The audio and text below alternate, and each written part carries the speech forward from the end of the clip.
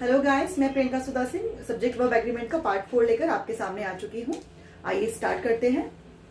Collective nouns, जब आपको एक सेंटेंस में दिया जाएगा कलेक्टिव नाउन्स हम सबने पढ़े हैं, बंच, सीरीज, फोक, क्राउड, बहुत सारे कलेक्टिव नाउन्स होते हैं। हर एक group of member, group of animal, group of things के लिए डिफरेंट कलेक्टिव नाउन यूज करते हैं, राइट?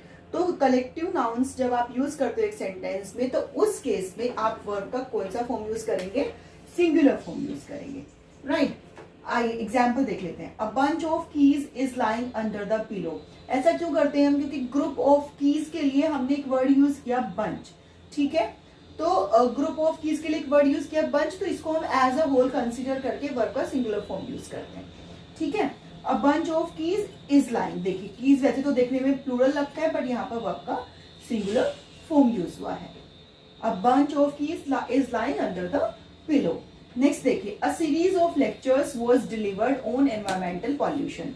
यहाँ पर भी देखिए सीरीज ऑफ लेक्चर्स की पूरी सीरीज डिलीवर की गई एनवायरमेंटल पॉल्यूशन के ऊपर, तो यहाँ पर भी वर्ब का सिंगुलर फॉर्म यूज हुआ है। नेक्स्ट देख लेते हैं। The committee was unanimous in its opinion. Committee यहाँ पर किसको, कमेटी जो है वो किसके बारे में बात कर रहा है? ग्रुप ऑफ पीपल, बहुत सारे लोगों का एक ग्रुप होता है जिससे मिलकर एक कमेटी बनती है, राइट? तो यहाँ पर भी कमेटी के साथ वर्ब का सिंगुलर फॉर्म वॉज यूज किया है। कमेटी वॉज यूनेनिमस, यूनेनिमस मतलब अग्री करती है, इन इट्स ओपिनियन। इट्स, देखो अब यहाँ पर इसको भी समझने वाली बात है, क्योंकि यहाँ पर इट्स किसके अकॉर्डिंग यूज हुआ कि कमेटी को एक माना गया है, कमेटी को कंसिडर किया गया है एज अ होल एक, ठीक है? तो इसलिए यहाँ पर इट्स आया। अगर मैं कहूं कि इसको अगर मैं यहाँ पर देयर कर दूं, तो हम कमेटी को एज अ होल एक नहीं मानेंगे, फिर वहां पर डिफरेंट लोगों की ओपिनियन हो जाएगी। The committee was unanimous in its opinion, मतलब कमेटी अपनी सारे लोगों की मिलाकर एक ओपिनियन थी, उसके साथ अग्री करती थी, राइट? नेक्स्ट देखिए, the government has made some major changes in its foreign policy. अब गवर्नमेंट की जब आप बात करते हो तो गवर्नमेंट किसी एक इंसान से गवर्नमेंट नहीं बनती, दो लोगों से गवर्नमेंट नहीं बनती, ग्रुप ऑफ पीपल होते हैं गवर्नमेंट में, ठीक है? उस ग्रुप ऑफ पीपल फॉर्म करते हैं एक प्रॉपर गवर्नमेंट को, ठीक है? तो यहाँ पर भी गवर्नमेंट एक वर्ड होता है, वर्ड यूज हुआ है जो कि कंसिडर कर रहा है सारे ग्रुप ऑफ मेंबर्स को एज अ होल, इसलिए यहाँ पर भी हैज वर्ब का सिंगुलर फॉर्म यूज हुआ है। The government has made some major changes in its foreign policy. तो यहाँ पर कंसिडर किया है इनको, कमेटी और गवर्नमेंट को एज अ होल सिंगल ही कंसिडर किया है। अब देखिए इसका ही मैंने सेकेंड एग्जाम्पल यहाँ पर दिखा है, आपको कंफ्यूज नहीं होना है।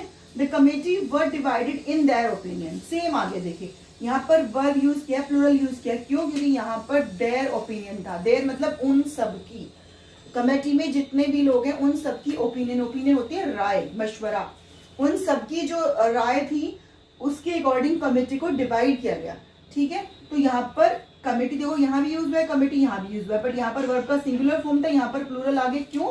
क्योंकि इसका डिफरेंस आया है, देयर मतलब उन सबकी, कमेटी के सब लोगों की ओपिनियन, और यहाँ पर इट्स ओपिनियन मतलब एक ओपिनियन, यहाँ पर कमेटी को एज अ होल कंसिडर किया है। Got it? चलिए नेक्स्ट देखते हैं। The name of a state, country, institution denotes a team. क्या होता है जब हम मैच देखते हैं तो आप क्या कहते हो कि वाओ इंडिया ने मैच जीत लिया, वाओ ऑस्ट्रेलिया ने मैच जीत लिया, वाओ पाकिस्तान हार गया, इस तरह से बात करते हो। तो यहाँ पर जब आप बात करते हो इंडिया ने मैच जीत लिया, क्या पूरा इंडिया मैच खेलने के लिए जाता है? सारे इंडिया के लोग मैच खेलने के लिए जाते हैं? क्या सारा पाकिस्तान मैच खेलने आता है? क्या सारा ऑस्ट्रेलिया मैच खेलने जाता है? नहीं। यहाँ पर जो ये वर्ड होता है ना, इंडिया, ऑस्ट्रेलिया, पाकिस्तान, श्रीलंका, ये वर्ड डिनोट करता है एक टीम को, राइट? कंफ्यूज नहीं होना है, आपको ऐसा नहीं करना है कि हर बार आप कंट्री के नेम के साथ प्लूरल वर्ब यूज कर दो, नहीं। जब ये डिनोट कर रहा होगा एक टीम को, मतलब जब इंडिया की टीम गई है क्रिकेट खेलने, ठीक है, तो मैंने बोल दिया इंडिया ने मैच जीत लिया, ठीक है? तो वहां पर पूरा इंडिया मैच खेलने नहीं गया, इंडिया ने मैच जीत लिया मतलब इंडिया की टीम ने मैच जीत लिया, ठीक है? तो उस केस में जब वो डिनोट करेगा एक टीम को, तो उस केस में आप वर्ब का प्लूरल फॉर्म यूज करेंगे। India have defeated Sri Lanka by 7 wickets. तो यहाँ पर इंडिया कौन? इंडियन टीम की बात कर रहा है ये, तो इस केस में वर्ब का प्लूरल फॉर्म हमने यूज किया है। अगेन देखिए second, Australia have won the world cup. तो यहाँ पर ऑस्ट्रेलिया किसको डिनोट कर रहा है? टीम को, ऑस्ट्रेलियन टीम को, ठीक है। तो जब ये कोई भी name of a state, name of a country, institution जब ये डिनोट करेगा एक टीम को, तो उस केस में वर्ब का आपको प्लूरल फॉर्म यूज करना है। Got it? नेक्स्ट देख लीजिए, a pair of shoes, trousers, scissors. Actually मैं आपको बता दूं, शूज, ट्राउजर्स और सीजर्स ये अपने आप में इनके साथ वर्ब का हमेशा प्लूरल फॉर्म यूज होता है। क्यों होता है? क्योंकि शूज, आप क्या एक अकेला शू पहन के चल सकते हो? नहीं, शूज का मतलब होता है कि दो ही आएंगे तभी वो शूज बनेंगे। ट्राउजर्स, किसी भी ट्राउजर में एक अकेली लेग आप अगर लगा दोगे तो एक दूसरी लेग पे क्या पहनोगे? ठीक है, मतलब ये कॉमन सेंस है जिसको आपको यूज करके समझना है कि ये क्या है एक्चुअली। सीजर्स, कैंची को कहते हैं सीजर्स। एक पार्ट से कभी कैंची नहीं चल सकती, ठीक है। तो जब ये वर्ड्स ऐसे ही लिखे होंगे बिना अ पेयर ऑफ के, तो हमेशा इनके साथ वर्ब की प्लूरल फॉर्म यूज करनी है आपको। बट जब इन वर्ड्स के साथ अ पेयर ऑफ लगा होगा तो उस केस में इनके साथ वर्ब की सिंगुलर फॉर्म यूज करनी है, ठीक है। ये बहुत कॉमन मिस्टेक है जो हम सब बहुत बार करते हैं, ठीक है। A new pair of shoes, देखिए अ न्यू पेयर ऑफ, अब यहाँ पर क्योंकि एक पेयर की बात हो रही है ठीक है, a new pair of shoes, अब एक पेयर की बात है तो इसलिए यहाँ पर वर्ब का सिंगुलर फॉर्म इज यूज किया। अगर मैं यहाँ पे बोल दूं 3 पेयर्स ऑफ शूज तो ऑब्वियसली हमें प्लूरल फॉर्म यूज करेंगे। बट अगर मैं खाली बोल दूं माई शूज, देखिए माई शूज, तो यहाँ पर वर्ब का प्लूरल फॉर्म यूज करेंगे। My shoes are lying under the bed, ठीक है। पर जब इसके साथ अ पेयर लगाएंगे तो वर्ब का सिंगुलर फॉर्म यूज करेंगे। सिमिलरली अगर मैं ट्राउजर्स के साथ बोलूं a new pair of trousers is kept in अलमीरा, तो वो क्या हुआ? क्योंकि ट्राउजर्स के एक पेयर की बात हुई। बट अगर मैं बोलूं माई ट्राउजर्स आर डर्टी, तो वहां पर आर यूज करेंगे, इज यूज नहीं करेंगे, ठीक है। सिमिलरली सीजर्स के साथ भी ऐसा ही होगा। नेक्स्ट देख लीजिए, with measures amount, time, distance. जब भी जो नाउन है वो डिनोट करेगा वेट्स को, मेजर्स को, अमाउंट को, टाइम और डिस्टेंस को, तो उस केस में वर्ब का हमेशा सिंगुलर फॉर्म यूज होगा। बेशक वो सुनने में, पढ़ने में आपको प्लूरल लगेगा। जैसे कि देखिए 10 किलोमीटर्स, 10 किलोमीटर्स जब हम पढ़ते हैं तो हमें लगता है कि प्लूरल की बात कर रहा है, 1 किलोमीटर तो है नहीं, मोर देन 1 मतलब प्लूरल होता है। बट नहीं, जब भी मेजरमेंट, अमाउंट, टाइम, डिस्टेंस या वेट्स की बात होगी तो उस केस में भी वर्ब का आपको सिंगुलर फॉर्म यूज करना है। 10 kilometres is a long distance to cover on foot. इसका मतलब क्या है? 10 किलोमीटर जो है वो एक लंबी डिस्टेंस है जिसको कि आप ऑन फुट मतलब पैदल कवर करने के लिए 10 किलोमीटर की एक लंबी डिस्टेंस है। 7 litres of petrol was consumed, अब देखिए यहाँ पर भी 7 लीटर्स ऑफ पेट्रोल के साथ वॉज वर्ब का सिंगुलर फॉर्म यूज है। 7 litres of petrol was consumed to dry clean the carpet. Carpet को ड्राई क्लीन करने के लिए 7 लीटर्स ऑफ जो पेट्रोल है वो यूज हुआ है, ठीक है। Nouns like mathematics, economics, mumps, the United States of America, my experiment with truth, food, furniture, more than one singular noun. ये कुछ नेम्स लिखे हैं मैंने यहाँ पर, राइट। इन सबके साथ आपको वर्ब का सिंगुलर फॉर्म यूज करना है। कुछ ऐसे नाउन होते हैं जो साउंड करते हैं प्लूरल, जो सुनने में लगता है कि प्लूरल है बट एक्चुअली मीनिंग देते हैं वो सिंगुलर, जैसे कि मैथमेटिक्स है, इकोनॉमिक्स है। यस, इनके बाद में एस लगा होता है, साउंड करते हैं प्लूरल बट इनका मीनिंग आता है सिंगुलर, ठीक है। ये कुछ डिजीज है, मम्स, वेसल्स, इनके भी बाद में एस लगा हुआ है तो ये भी साउंड करते हैं प्लूरल बट एक्चुअली ये भी, इनका भी मीनिंग होता है सिंगुलर, ठीक है। तो इस केस में ऑब्वियस है हम सिंगुलर वर्ब यूज करेंगे। United States of America, name of a country, name of a state, ठीक है। अब देखिए यूनाइटेड स्टेट्स ऑफ अमेरिका, ये किसकी बात हो रही है? कंट्री की बात हो रही है बट देखने में, पढ़ने में ऐसे साउंड कर रहा है जैसे कि प्लूरल नंबर है, United States of America, right. But again क्योंकि ये भी कंट्री का नेम है तो इसलिए यहाँ पर भी ऐसे वर्ड्स के साथ भी वर्ब का सिंगुलर फॉर्म यूज करेंगे। देखिए माई एक्सपेरिमेंट्स विद ट्रूथ, क्या है? ये एक बुक है जिसमें गांधी जी ने अपनी ऑटोबायोग्राफी लिखी हुई है, ठीक है। अब देखने में लग रहा है एक्सपेरिमेंट्स की बात हो रही है बट एक्चुअली ये साउंड करता है प्लूरल बट इसका जब मीनिंग की बात करते हो आप तो मीनिंग आता है इसका सिंगुलर, तो इस केस में भी वर्ब का सिंगुलर फॉर्म यूज करते हैं। फूड की बात करते हैं, फर्नीचर की बात करते हैं। जब आप फूड की बात करते हो तो फूड में आप क्या खाते हो? कोई एक चीज तो नहीं खाते हो, उसमें आपका दाल होता है, राइस होता है, वेजिटेबल्स होती है, चपाती होती है, सैलेड, कर्ड, ये सब चीजों का कॉम्बिनेशन फूड बनता है, ठीक है। बट क्योंकि फूड में सब इंक्लूडेड होता है तो इसको भी हम कंसिडर करते हैं एज अ सिंगुलर नंबर और इस केस में भी हम सिंगुलर वर्ब का यूज करते हैं। फर्नीचर की जब आप बात करते हो घर में, अगर मैं बोलूं कि मेरे घर में जो फर्नीचर है वो बहुत अच्छा है या बहुत अच्छा नहीं है, तो फर्नीचर का मतलब है उसमें bed, sofa, dressing, dining, right, ये सब इंक्लूड हो जाते हैं, ठीक है। बट अगेन फर्नीचर के साथ भी वर्ब का सिंगुलर फॉर्म ही यूज होगा। मोर than one plus singular noun, कहीं पर अगर लिखा हो मोर देन वन और उसके साथ आगे लगा हो सिंगुलर नाउन, तो उस केस में भी वर्ब का सिंगुलर फॉर्म ही यूज करते हैं। आइए इनको अब एग्जाम्पल के थ्रू समझ लेते हैं।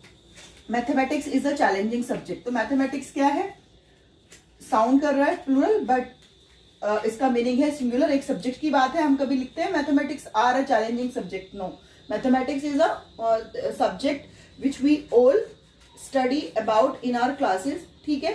बट एक subject as a single subject बात करते हैं ना मैथमेटिक्स की, तो यहाँ पर क्या है, मैथमेटिक्स के साथ वर्ब का सिंगुलर फॉर्म इज यूज करेंगे। The mumps is a painful disease common among children. Again यहाँ पर भी साउंड करता है ये प्लूरल बट इसके साथ भी वर्ब का सिंगुलर फॉर्म यूज करते हैं is. The United States of America, देखिए इसके साथ भी मैंने यूज किया है is an industrial advanced country, है ना। The United States of America are कभी लिखा हुआ नहीं देखोगे आप कहीं पर। Food was good and affordable, so food कैसा था, फूड वॉज, यहाँ पर भी देखिए वर्ब का singular form, food was good and affordable. The entire old furniture, entire मतलब पूरा, कंप्लीट, सारा जो पुराना फर्नीचर है इन द हाउस, घर में, हैज बीन डिस्पोज्ड ऑफ, सबको डिस्पोज ऑफ किया जा चुका है। तो यहाँ पर भी हैज वर्ब का सिंगुलर फॉर्म यूज हुआ है। More than one person has been honoured with Bharat Ratna this year. यहाँ पर देखिए मोर देन वन के बाद लगा है सिंगुलर नाउन पर्सन, ठीक है, तो इसलिए यहाँ पर वर्ब का सिंगुलर फॉर्म यूज हुआ है। वहीं अगर मोर पर्सन्स देन वन, यहाँ पर सब्जेक्ट क्या हुआ, मोर पर्सन्स, ये प्लूरल हो गया, तो इसलिए यहाँ पर वर्ब का प्लूरल फॉर्म हैव यूज किया है। Got it? I hope examples के थ्रू आपको बहुत अच्छे से, बहुत क्लियरली समझ में आ गया होगा, राइट। चलिए अब नेक्स्ट देख लेते हैं। This, that plus kind slash sort slash type of. देखिए कई बार क्या होता है, हम इस तरह के सेंटेंसेस बोलते हैं या सुनते हैं या पढ़ते हैं, this kind of behaviour, this kind of people, this kind of book, this kind of toy, right. तो उस केस में आपको वर्ब किसके अकॉर्डिंग यूज करनी है, आइए समझ लेते हैं एग्जाम्पल के through.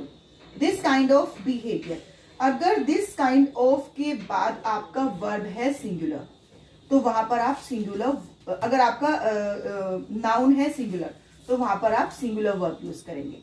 This kind of, this sort of, this type of. Kind of का मतलब होता है इस तरह का लोग, इस तरह की चीजें, इस प्रकार की चीजें, है ना। काइंड का मतलब भी होता है इस तरह के, इस प्रकार के। सॉर्ट ऑफ मतलब काइंड ऑफ, इन तीनों का मीनिंग ऑलमोस्ट सेम होता है, ठीक है। तो दिस काइंड ऑफ बिहेवियर, क्योंकि ये सिंगुलर है तो इसलिए यहाँ पर वर्ब का सिंगुलर फॉर्म यूज किया है। अब इसी का सेकंड एग्जांपल देख लीजिए। This type of people, people की जब आप बात करते हो वहां पे नंबर ऑफ पर्सन होते हैं, ठीक है। तो पीपल क्योंकि प्लूरल है अपने आप में, इस तरह के लोग, this type of people do not impress me, तो यहाँ पर वर्ब का कौन सा फॉर्म यूज किया है, प्लूरल फॉर्म यूज किया है, डू नॉट, ठीक है। क्लियर है? नेक्स्ट देख लीजिए। दीज, दोज के साथ भी कभी कभी काइंड, सॉर्ट, टाइप्स ऑफ, ये सब लगा हुआ होता है, तो ये बहुत ऑब्वियस है। दीज हम कब यूज करते हैं, जब प्लूरल नंबर की बात होती है, जब सब्जेक्ट, दीज का मतलब ये होता है कि आप प्लूरल नंबर में यूज कर रहे हो, ठीक है। तो दीज काइंड ऑफ या दोज काइंड ऑफ के साथ वर्ब का के साथ जो सब्जेक्ट है वो मोस्ट प्रोबेबली आपका प्लूरल ही आएगा, ठीक है।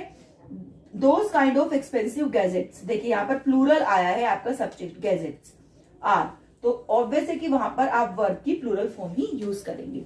Those kind of expensive gadgets are not available in this town, ठीक है। सो गाइस, ये था सब्जेक्ट वर्ब एग्रीमेंट का पार्ट 4। यहाँ हम सब्जेक्ट वर्ब एग्रीमेंट को फिनिश करते हैं। अगर आपको ये वीडियो यूजफुल लगा हो तो चैनल को लाइक करना मत भूलिएगा। अगर आपको कोई भी क्वेरी है, कोई भी डाउट है, तो आप कमेंट बॉक्स में कमेंट करके पूछ सकते हैं। Bye bye, have a nice day.